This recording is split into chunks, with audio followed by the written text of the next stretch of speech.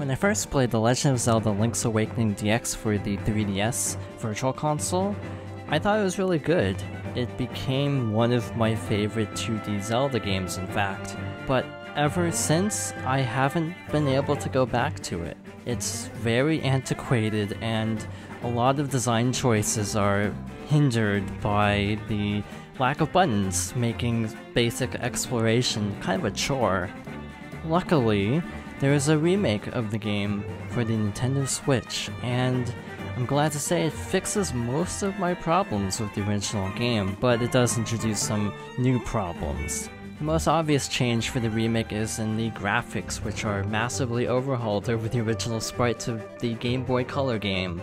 It features a brand new toy-like diorama-esque style that I think looks really good and complements the overall gameplay design of Link's Awakening because of the top-down nature of it all. It's not perfect though. The game does tend to lag quite a bit when entering and exiting areas, which can be very noticeable because the way the frame rate drops, it tends to go from 60 frames per second all the way down to 30, so it's a very noticeable drop. But luckily it only lasts for a few seconds before returning to 60, and the game has this sort of tilt-shift lens effect which blurs the edges of the screen, which is a bit disorienting, especially when trying to look ahead. But those are my only big gripes with the game's visuals. The rest of the presentation is fine, personally. The music all sounds really good, and for the most part, I do like how this game looks. Outside of the graphics though, the game is mostly the same. The remake does change some things very slightly, like certain boss arenas and boss attack patterns have been changed to be a little bit more difficult for the most part, and a few quality of life improvements have been made, such as being able to have certain items equipped at all times.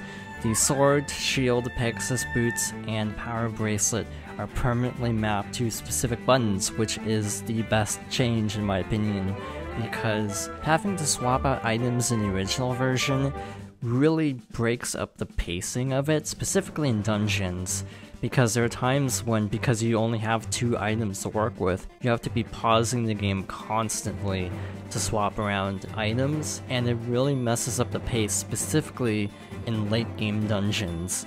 The other big improvement is to the map system, which allows you to place pins on important areas. For example, you might see a collectible you can't reach yet because you don't have the required item, so you can put a pin on the map, and then when you have the item you need, you can easily figure out where that piece of heart or other collectible was.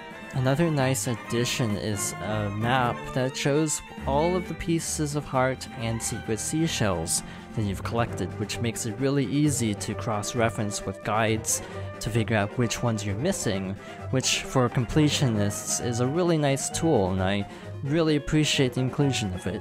Another big addition is the chamber dungeon system, which allows you to use pre-existing rooms from existing dungeons from Link's Awakening to create your own dungeon. Unfortunately, it's very limited because you can't make your own dungeon room, so completing down-paced challenges tends to be a bit of a chore because you have to reuse rooms constantly, and it gets tedious really fast, but some of the rewards are pretty good. And speaking of rewards, all of the mini-games have been greatly expanded, including the crane game in Mabe Village and the fishing game. For example, in the fishing minigame, you can find an empty bottle which can be used to hold fairies, which isn't super helpful because Link's Awakening is a fairly easy game as is, so having fairies only makes it easier. For the most part, the gameplay is definitely improved of the original, but there are a few things I would have liked to see that are missing currently. The biggest thing is D-pad support. You can only use the control stick at the moment, which is weird because movement is locked to 8 directions anyway, so it feels like it should use the D-pad, but it's impossible at the moment. Hopefully in the future update they can add D-pad support and also iron out some of the performance issues, but for the most part the improvements made to the core game outweigh the few problems I did find with the game as a whole. Lastly, I did want to talk about the story of Link's Awakening just a little bit. I won't go into spoilers, but most people do think the story is one of the most memorable parts of the game, and I would agree with that. And this remake preserves the story while also making a few changes that I think improve the overall experience.